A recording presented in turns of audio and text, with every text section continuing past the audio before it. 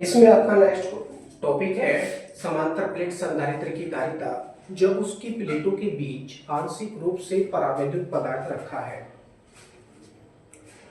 इसके लिए माना एक्स व वाई समांतर प्लेट संधारित्र की दो प्लेटें हैं। इसमें हम किसी भी संधारित्र को हम ले सकते हैं। संधारित्र में दो प्लेटें होती हैं, इसको हम एक्स वाई नाम दे देंगे या ए बी नाम भी दे सकते हैं। दोनों प्लेटों के बीच की दूरी को हम d मानते हैं तथा प्रत्येक प्लेट का क्षेत्रफल a मानते हैं। माना संधारित्र की दोनों प्लेटों के बीच में परावैद्युत पदार्थ जैसे कंच, रबड़ या फिर लकड़ी की कोई पट्टी जिसका परावैद्युतांक k तथा मोटाई या थिकनेस t है, वो इन दोनों प्लेटों के बीच में रख दी जाती है। जब प्लेटों के बीच वायु में दूरी d-t होगी, अतः प्लेटों के बीच वायु में वैद्युत क्षेत्र की तीव्रता हम ज्ञात करेंगे और परावैद्युत पट्टी में वैद्युत क्षेत्र की तीव्रता हम ज्ञात करेंगे। मानकर चलिए यहाँ पर x व y, आप इसको यहाँ देख सकते हैं चित्र में।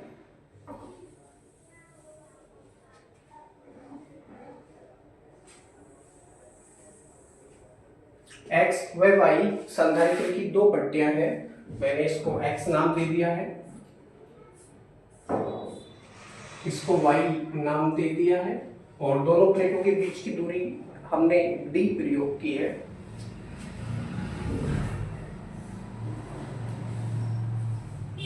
ये संधारित्र है। पहली प्लेट पर धनावेश दूसरी प्लेट को पृथ्वी से हम जोड़ देते हैं।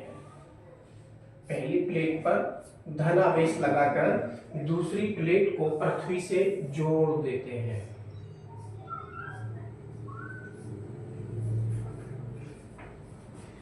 पृथ्वी, मैं इस तरफ लिखता हूं,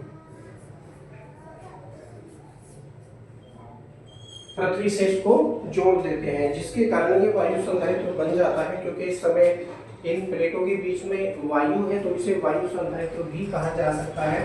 वायु संधारित्र में जो इसकी वाई प्लेट है, इस पर इस तरह विभव की कमी हो जाती है। इस विभव को पूरा करने के लिए वो एक्स प्लेट को बाहर से कुछ और आवेश देने की आवश्यकता होती है, जिससे इस संधारित्र की धारिता बढ़ जाती है। पृथ्वी से आने वाले इलेक्ट्रॉन्स वाई प्लेट के आवेश को निरावेशित करने का कार्य करते हैं। तो इस समय यहाँ पर इन दोनों प्लेटों के बीच में, जब ये वायु संधारित्र है, अभी हमने कोई पट्टी नहीं रखी है, इसके बीच में वायु है, तो वायु संधारित्र कहा जा सकता है इसको। वायु में इसकी कुछ ना कुछ वैद्युत क्षेत्र की तीव्रता है। जब हम इसके बीच में पट्टी रख देंगे तो पट्टी रखने के कारण क्या होगा, एक्स प्लेट से चलने वाली बल रेखाएं वाई प्लेट पर नहीं पहुंचेंगी, जिसके कारण यहाँ पर वैद्युत क्षेत्र की तीव्रता कुछ घट जाएगी।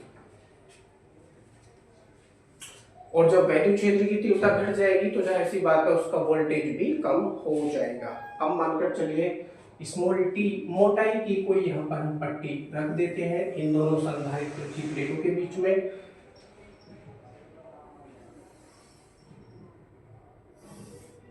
ये हमने कोई पट्टी रख दी है, इतनी मोटाई है, इसकी मोटाई मान लीजिए टी है, मोटाई टी है। टी फॉर थिकनेस, थिकनेस मैं इसको थोड़ा डार्क कर देता हूं ताकि आपको समझने में आसानी रहे।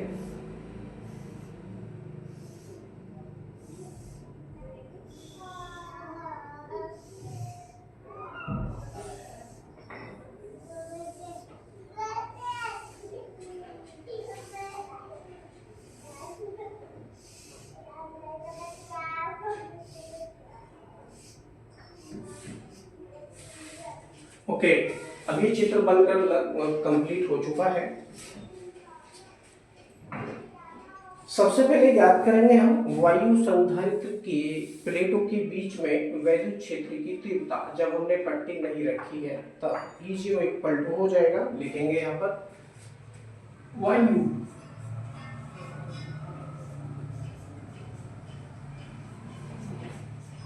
संधारित्र की प्लेटों के बीच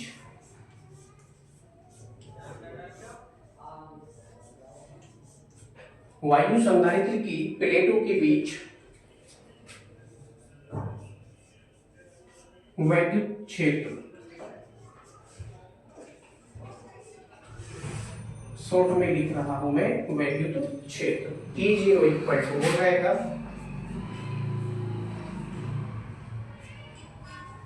सिग्मा अपॉन एप्सिलॉन जीरो। यह सूत्र होता है सिग्मा अपॉन एप्सिलॉन जीरो।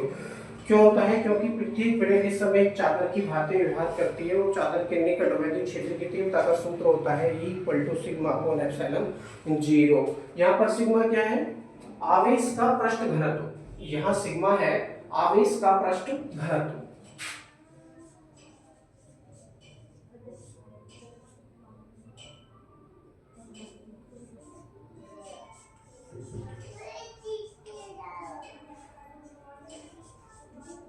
आवेश का पृष्ठ घनत्व,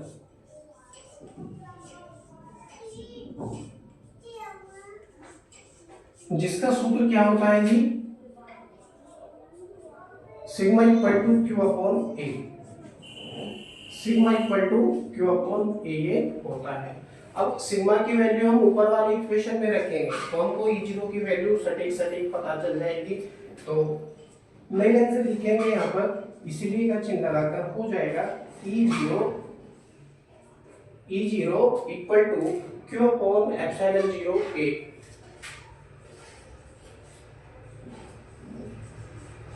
Q upon epsilon zero A, यानी इतनी वैद्युत क्षेत्र की तीव्रता आ जाती है वायु संधारित्र की। जब हमने उसकी प्लेटों के बीच में कोई भी थिकनेस वाली या किसी भी मोटाई की कोई पट्टी नहीं रखी है, तब उनकी प्लेटों के बीच में क्यू अपॉन एप्सिलॉन जीरो ए वैद्युत क्षेत्र की तीव्रता उत्पन्न होती है।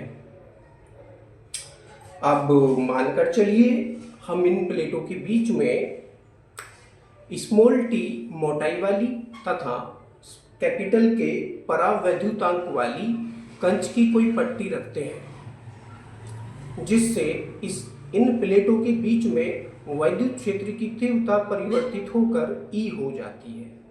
यानी अब हमने परावैद्युत पट्टी रख दी है, अब इसको परावैद्युत संधारित्र कहा जा सकता है। तो लिखेंगे परावैद्युत संधारित्र में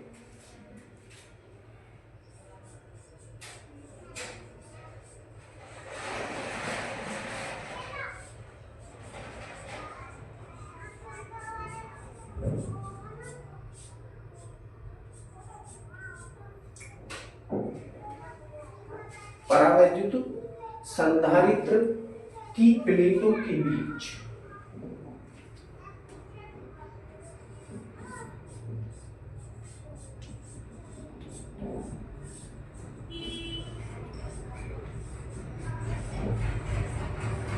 वैद्युत क्षेत्र,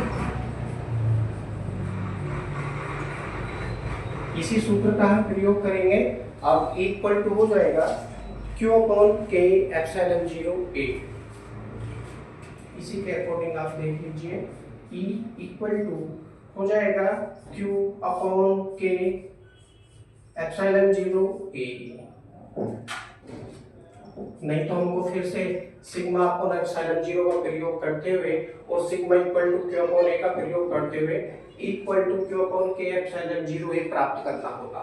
तो सीधा सीधा हमने लिख दिया equal to Q upon K epsilon zero A. यह वायु संधारित्र की प्लेटों के बीच में वैद्युत क्षेत्र की तीव्रता है और यह परावैद्युत संधारित्र की प्लेटों के बीच में वैद्युत क्षेत्र की तीव्रता है। अब क्या ज्ञात करेंगे?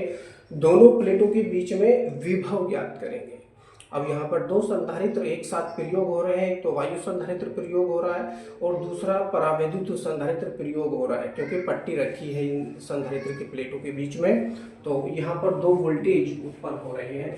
आप लिखेंगे, पहले को आप मान सकते हैं V1। वायु संधारित्र की प्लेटों के बीच में वोल्टेज को V1 आप मान सकते हैं, और जो पट्टी है, पट्टी जो आपने परावर्तांक के वाली पट्टी रखी है, तो परावैद्युत संधारित्र ये बन चुका है। परावैद्युत संधारित्र में जो वोल्टेज है उसको आप V2 मान सकते हैं, V2 मान सकते हैं। अब लिखेंगे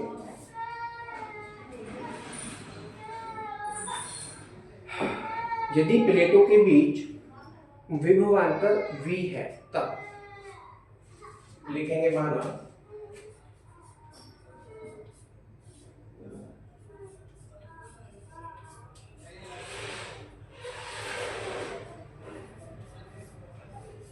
प्लेटों के बीच विभवांतर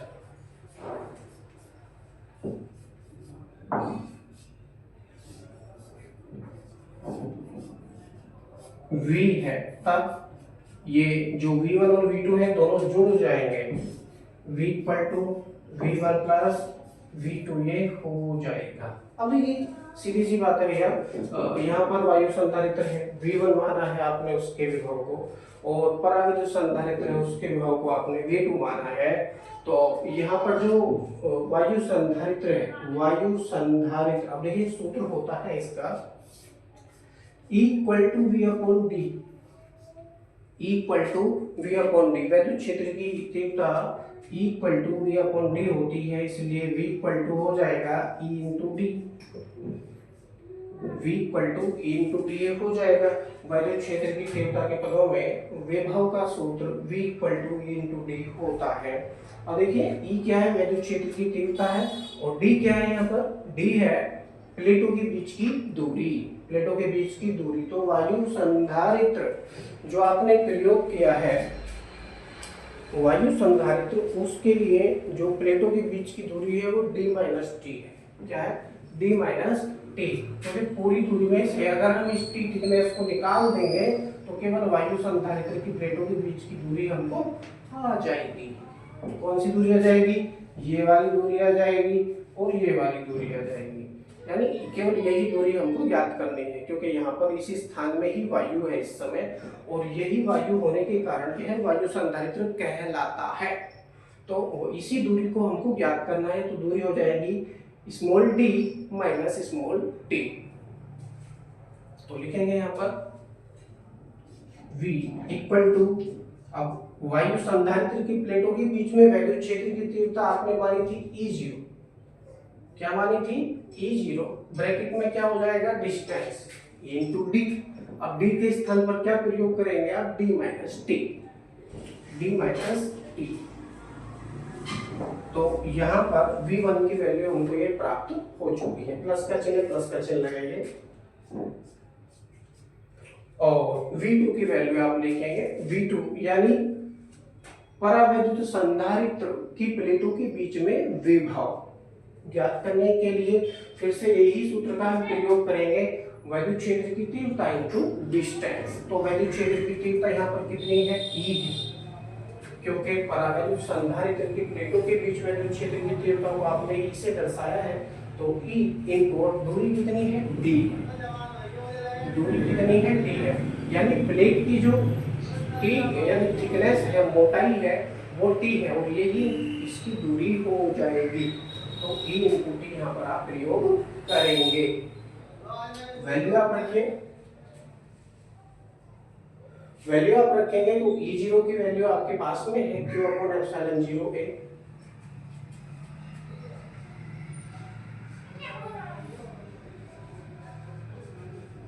Q upon epsilon 0A bracket में d minus T plus A into T. अब E की वैल्यू आपके पास में है Q upon K epsilon 0A,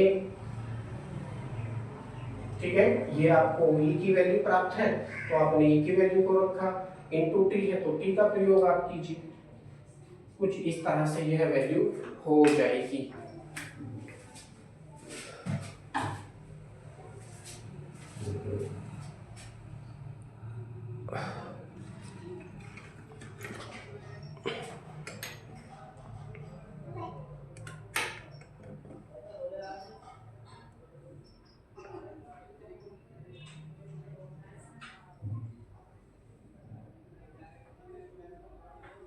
इस तरह से बोर्ड आपको सही दिख रहा है।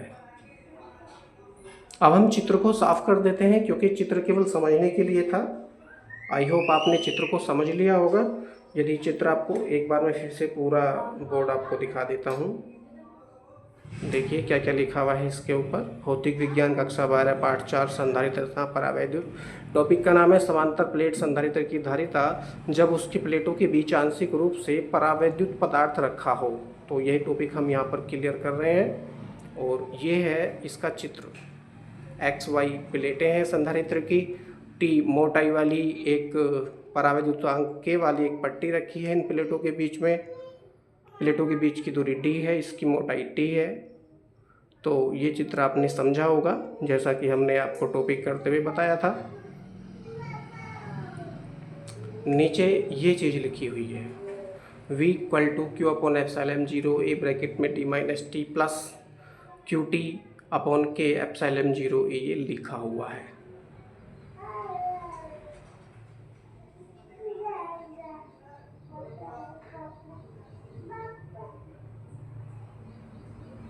ओके,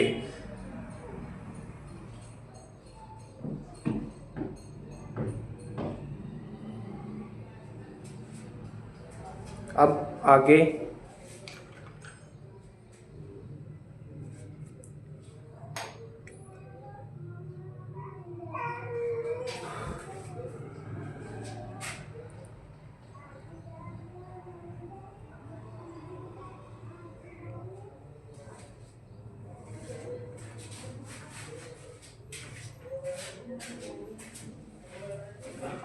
अब देखिए, हमको स्थान की आवश्यकता है, तो मैं इसको साफ कर देता हूँ।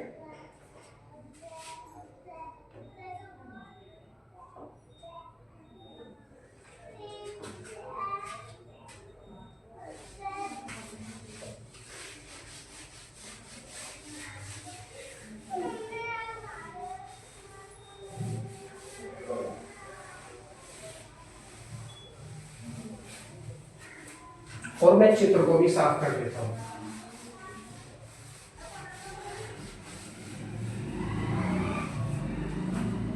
चित्र वैसे मैंने गलत साफ किया, लेकिन फिर भी आप समझ लेना, जो जो टॉपिक आए, जो मैं बताऊं, चित्र के अकॉर्डिंग आप समझ लेना। देखिए, ये जो लाइन सबसे नीचे लिखी हुई है, मैं इस लाइन को ऊपर यहाँ लिख देता हूँ सबसे पहले। यहाँ पर लिखा है V equal to Q upon epsilon 0 A bracket में डी माइनस टी प्लस, और यहाँ पर लिखा हुआ है क्यू अपॉन के एप्सिलॉन 0 ए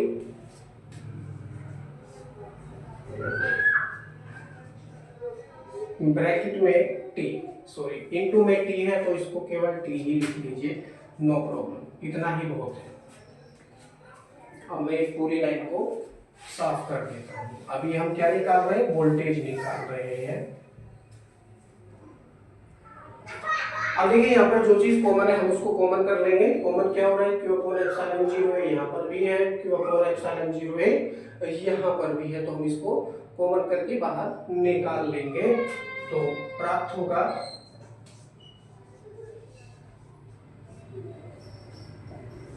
यहाँ होगा D minus T, D minus T, वही केवल डी माइनस टी बचेगा, और यहाँ पर बचेगा प्लस का चिन्ह और टी अपॉन के, बड़ा ब्रैकेट पर। तो कॉमन होने के पश्चात ये लाइन हमको अंदर बचेगी, D minus T plus T upon के। अब मानकर चलिए संधारित्र की प्लेटों के बीच में या संधारित्र में संचित आवेश Q है, संधारित्र में संचित आवेश Q है, तब उसकी धारिता,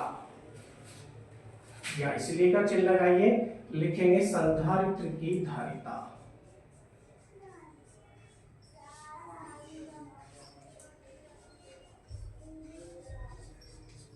धारिता डैश लगाएंगे, सूत्र है C equal to Q upon V, C equal to Q upon V, value रखेंगे Q के स्थान पर केवल Q ही रहेगा अपॉन में, और V की वैल्यू को आप यहाँ पर रखेंगे Q अपॉन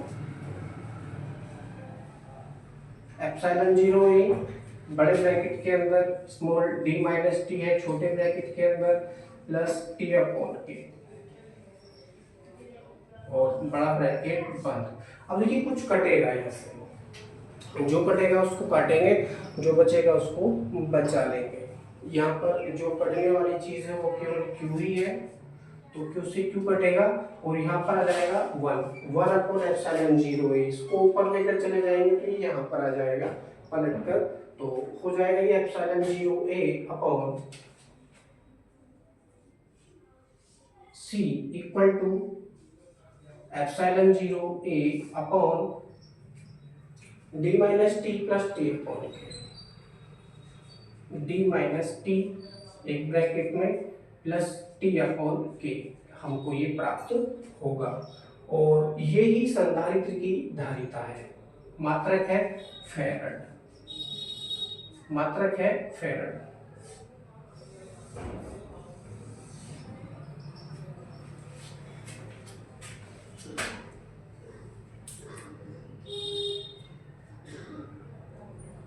चूंकि के का मान 1 से अधिक होता है, अतः प्लेटों के बीच प्रभावी दूरी d से कुछ घट जाती है, जिससे धारिता का मान बढ़ जाता है। ओके, आई होप आपको समझ में आया होगा। लेकिन नहीं समझ में आया है तो वीडियो को आगे पीछे करके आप देख सकते हैं। अब इस टॉपिक में कुछ विशेष स्थितियां उत्पन्न होती हैं। 4 प्रकार की विशेष स्थितियां यहाँ पर उत्पन्न हो रही हैं। विशेष स्थितियां,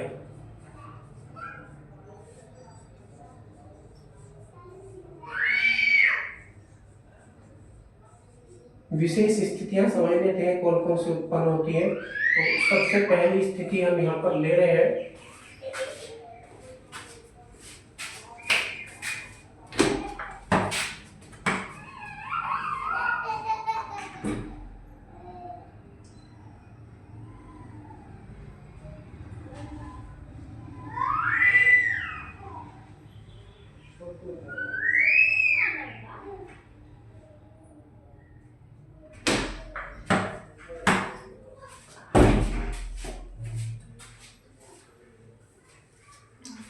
विशेष परिस्थितियों में सबसे पहली परिस्थिति है यदि प्लेटों के बीच पूरे स्थान में ही परावैद्युत पदार्थ भरा हो।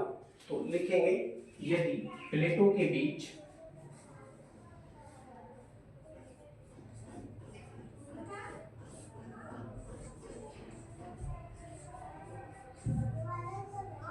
पूरे स्थान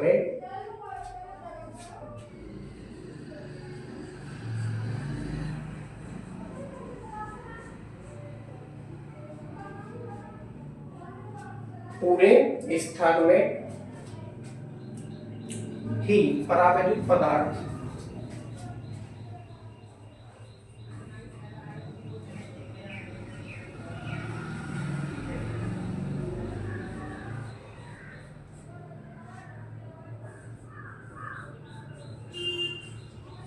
रखा है या भरा है, बातें के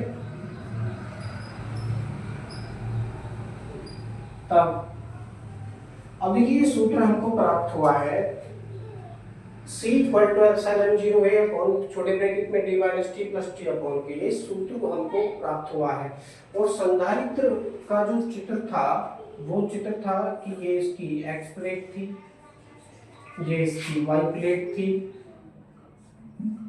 ठीक है, पहली प्लेट को धनावेश आपने दिया था और दूसरी प्लेट को पृथ्वी से कनेक्टेड आपने किया था। ठीक है, और इन प्लेटों के बीच में एक पट्टी आपने रखी थी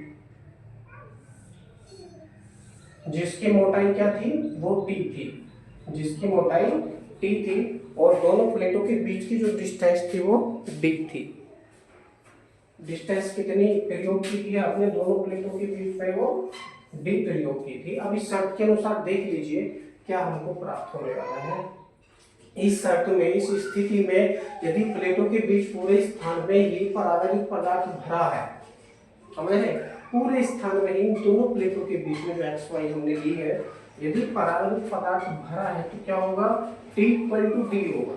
T = D,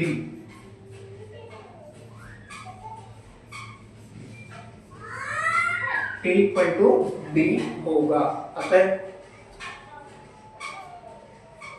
अब देखिए संधारित्र की धारिता में यहाँ पर ज्ञात कर रहा हूं।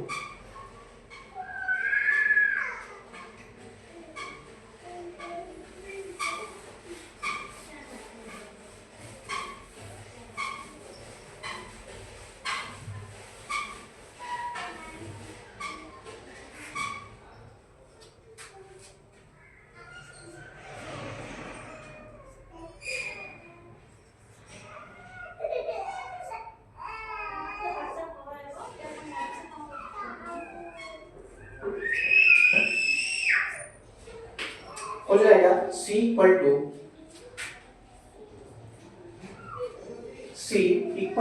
Epsilon 0 A upon D minus T. D minus T है ना, तो इसके स्थान पर भी हम डी का ही प्रयोग कर लेते हैं। तो डी माइनस डी प्लस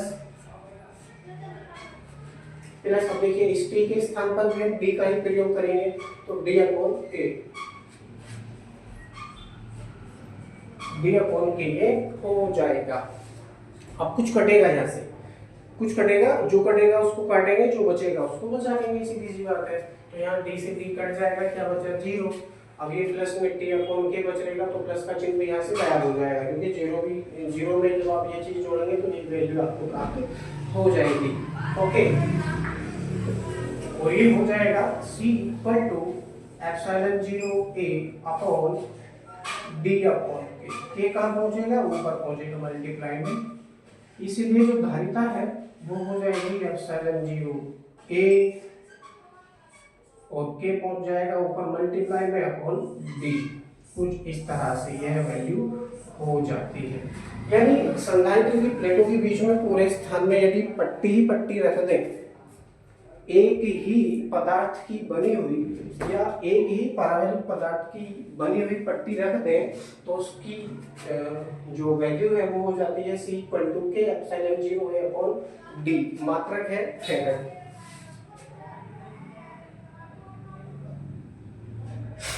अब दूसरी कंडीशन में क्या कहते हैं, दूसरी स्थिति में कहते हैं कि यदि प्लेटों के बीच T मोटाई की धातु की पट्टी हो, या यदि प्लेटों के बीच पूरे स्थान में निर्वात या वायु हो, ये भी तो हो सकता है, निर्वात या वायु भी तो हो सकती है। ये तो पहली स्थिति हमने समझाई थी।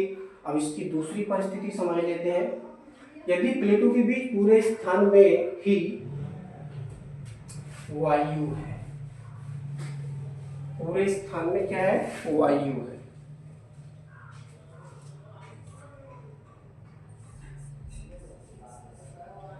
ये इसकी दूसरी स्थिति हम समझाने का प्रयास कर रहे हैं। दूसरी स्थिति है यदि प्लेटों के बीच पूरे स्थान में ही वायु भरी है, तब अब देखिए पूरे स्थान में वायु है, पट्टी को निकाल के फेंक दीजिए, तो ना तो टी होगा, केवल डी ही डी बचेगा। क्या बचेगा, केवल डी ही डी बचेगा। तो टी इक्वल टू क्या हो जाएगा, 0 हो जाएगा। टी इक्वल टू क्या होगा, 0 होगा।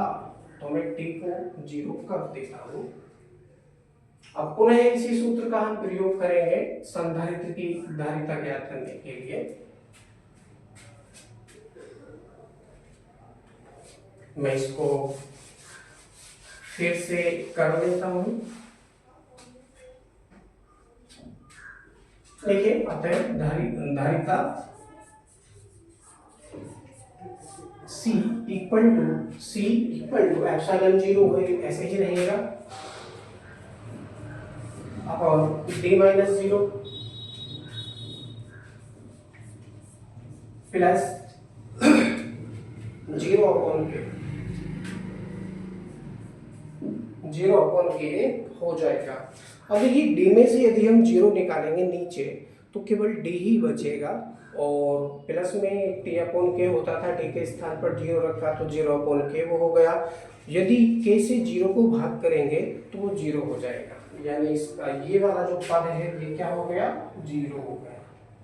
अब 0 में से यदि हम D जोड़ेंगे, 0 में यदि D जोड़ेंगे तो केवल D ही बचेगा। हो जाएगा C equal to epsilon 0 A upon D, यानी ये इस समय वायु संधारित्र बन जाएगा। नेक्स्ट में ये पूछते हैं तीसरी कंडीशन, यदि प्लेटों के बीच T मोटाई की धातु की पट्टी हो सकता है इस पट्टी के स्थान पर स्मॉल t मोटाई की धातु की कोई पट्टी रख दी जाए, ये भी तो हो सकता है। यदि प्लेटों के बीच, तीसरी कंडीशन,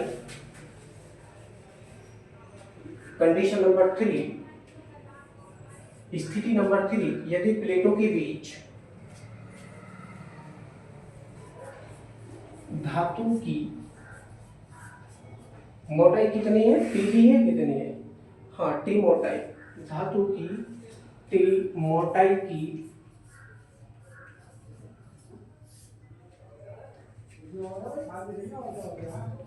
कोई पट्टी है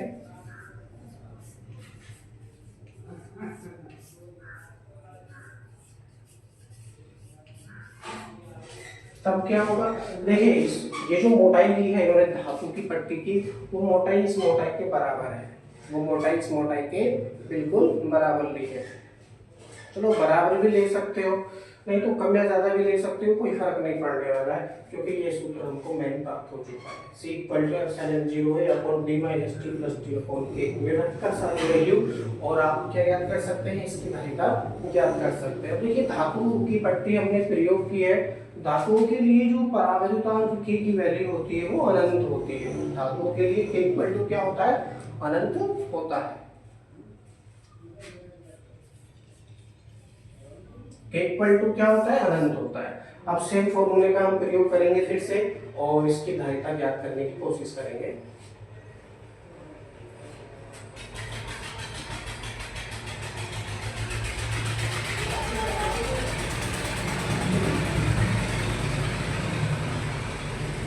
d माइनस पी ऐसे रहेगा प्लस टी अपॉन के है, तो टी के स्थान पर टी रहेगा, अपॉन में के के स्थान पर क्या हो जाएगा, इंफिनिटी। क्या हो जाएगा, क्योंकि ये धातु की पट्टी है और धातु के लिए जो परावैद्युतांक होता है उसकी वैल्यू अनंत होती है, तो इसके स्थान पर हम इंफिनिटी का प्रयोग करके कैलकुलेशन करेंगे। अब देखिए अनंत से यदि ऊपर वाले को भाग करेंगे, चाहे वो कोई भी संख्या क्यों ना हो, पद क्या हो जाएगा, जीरो हो जाएगा। क्या हो जाएगा, जीरो हो जाएगा। तो ये वाला पद जब जीरो हो गया और इसको d माइनस टी में जब आप ऐड करेंगे तो केवल d माइनस टी ही हमको प्राप्त होगा। देख सकते हैं C equal to epsilon 0 a upon d minus T, d minus T, ये इसकी धारिता हो जाती है। तीन कंडीशन हमने कर दी है।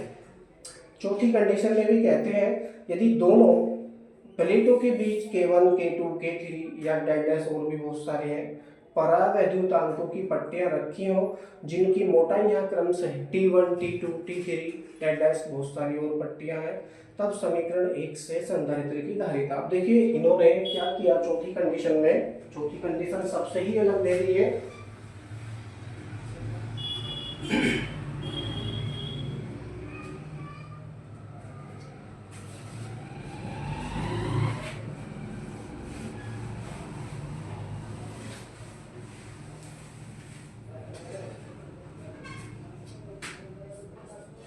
कंडीशन नंबर 4, कंडीशन नंबर 4 में वो कहते हैं यदि प्लेटों के बीच K1, K2, K3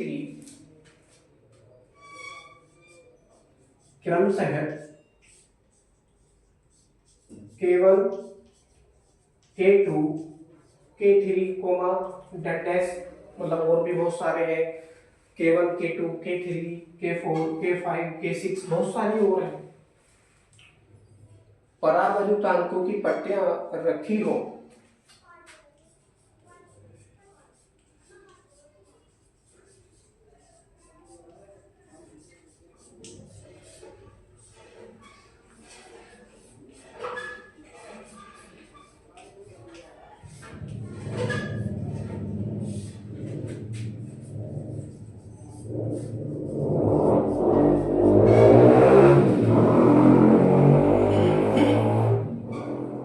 जिनकी मोटाइयां क्रमशः T1, T2, T3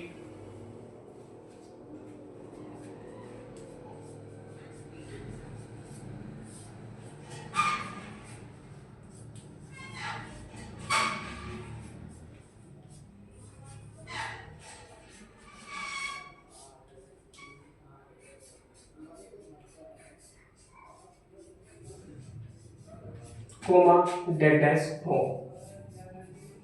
तब संधारित्र की धारिता क्या होगी। देखिए अभी एक पट्टी हमने प्रयोग की है, इसके निकाल कर फेंक देते हैं, छोटी छोटी बहुत सारी हम अलग अलग पट्टी प्रयोग कर सकते हैं, कंच की, तांबे की, या और भी बहुत सारे हम प्रयोग कर सकते हैं। अलग अलग धातु की भी हो सकती है या अलग अलग वस्तुओं की भी हो सकती है जैसे टीन हो गया, प्लास्टिक हो गया, प्लास्टिक भी प्रयोग करो, लकड़ी प्रयोग करो, शीशा प्रयोग करो, बहुत सारी और पट्टी आप प्रयोग कर सकते हैं अलग अलग। तो इसी सूत्र का प्रयोग करते हुए ये वैल्यू क्या हो सकती है देखते हैं।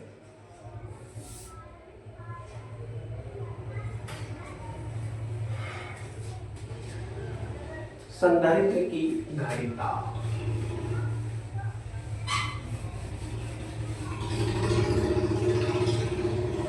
एप्सिलॉन 0 ए अपॉन, देखिए क्या आ रहा है, डी माइनस टी आ रहा है, तो यहाँ पे लिखेंगे डी माइनस टी, और टी के स्थान पर t1 plus t2 plus t3 plus dot dash बहुत सारे हो, t1 t2 t3 है, या t4 t5 t6 या अनंत तक भी क्यों ना हो, तो ये हो जाएगा t1 plus t2 plus t3 plus dot dash और बहुत सारे, और ब्रैकेट बंद प्लस प्लस, और मैं क्या लिख रहा हूँ, देखिए जो मैं पद लिखने वाला हूँ वो इसके अपोन में है, एप्सिलॉन 0 ए के अपोन में है, क्योंकि प्लस का चिन्ह लगा हुआ है उसके आगे मैं क्या लिखूंगा, टी अपोन के लिखूंगा, जहां पर मोटाई है क्रम से कितनी है, t1 t2 t3, और उनके परावैल्यू का दे रखे हैं k1 k2 k3, तो यहाँ पर हो जाएगा t1 upon k1 plus t2 upon k2 plus t3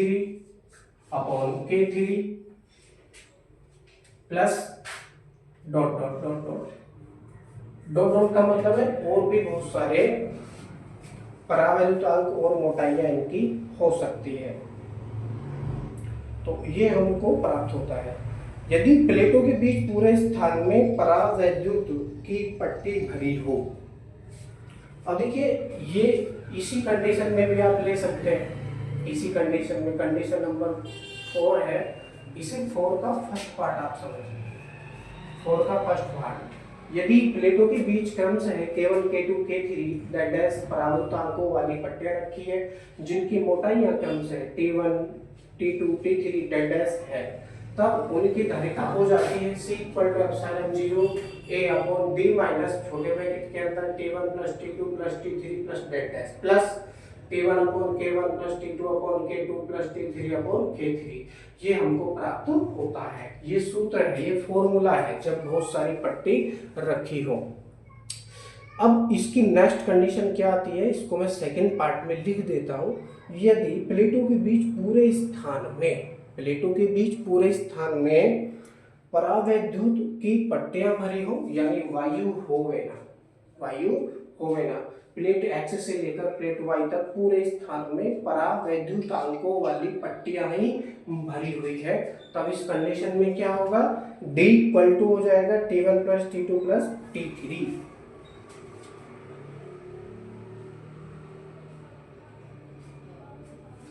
और इसका सेकेंड पार्ट मैं यहाँ पर लिख देता हूँ, मैं इसको साफ कर देता हूँ, चित्र की हमको आवश्यकता है ही नहीं है। सेकेंड में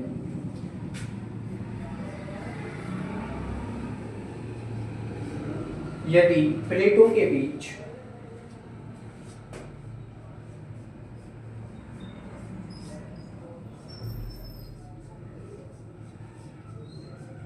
पूरे स्थान में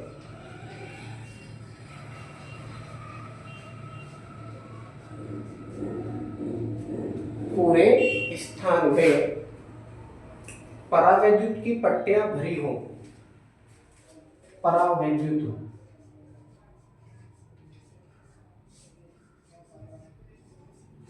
की पट्टियां भरी हो,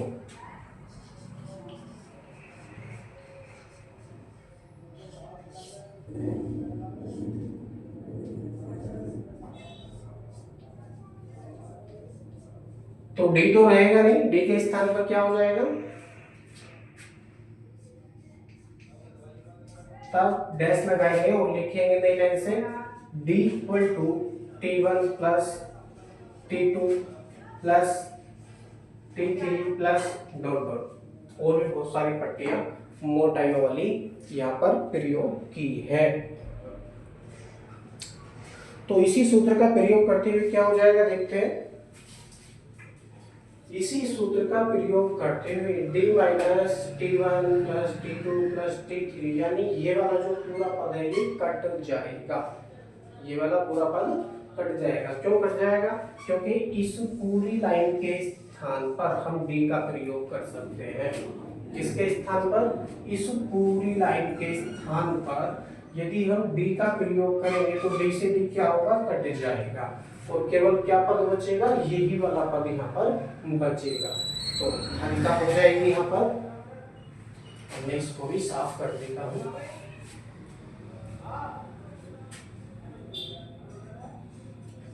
C equal to epsilon 0 A upon epsilon 0 A upon, अब ये वाला पद तो पूरा पूरा कट गया, 0 बचा। 0 को यदि आप इसमें जोड़ेंगे तो ये लाइन आपको प्राप्त हो जाएगी, अर्थात T1 upon K1 plus T2 upon K2 plus T3 upon K3 plus बहुत सारी चीजें और है।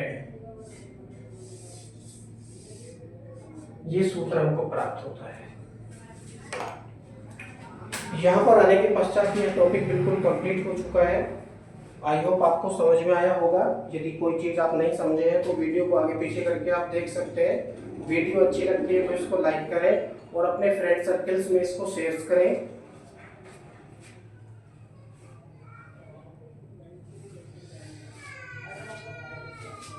नेक्स्ट टॉपिक आता है संधारित्रों के संयोजन। वो हम नेक्स्ट वीडियो में कवर करेंगे।